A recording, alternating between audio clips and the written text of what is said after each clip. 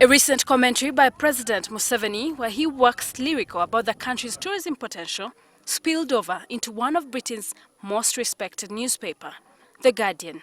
The biggest problem with tourism is poor promotion, Museveni said in an opinion piece published in the New Vision newspaper. In Europe, people go to the Mediterranean coast. I visited Spain. It is very hot and humid in summer. I think Uganda would be a better destination than some of those countries.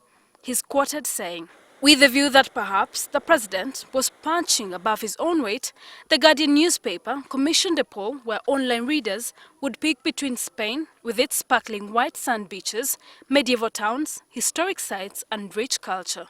By the time the poll was closed, Uganda had taken Spain to the cleaners, with the poll results at 79% to 21%.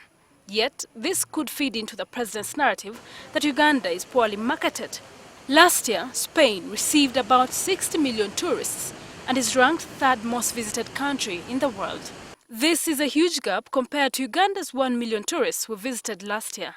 There is a view that the president's comments about Spain were nuanced. At the peak of the Eurozone crisis in 2012, Spanish Prime Minister Mariano Rajoy sent a text to his finance minister. The premier, attempting to allay fears over the repayment of bailout loan, said, "Spain is not Uganda." The comment, which was moved to social media, sparked a firestorm, with some Ugandans suggesting the premier's comments were spiteful to portray Uganda as a backwater.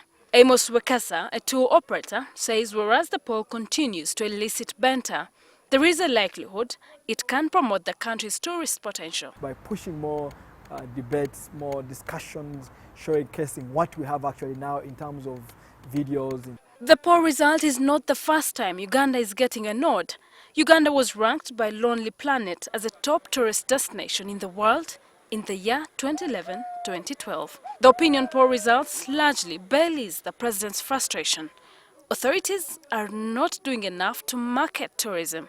Ugandans are not sensitized. They are not told how beautiful other parts of the country are.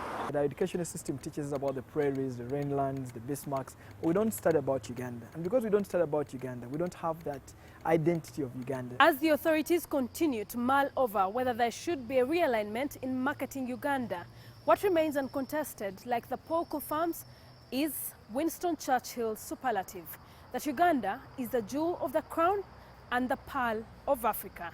Sheila Nduchire, NTV Weekend Edition.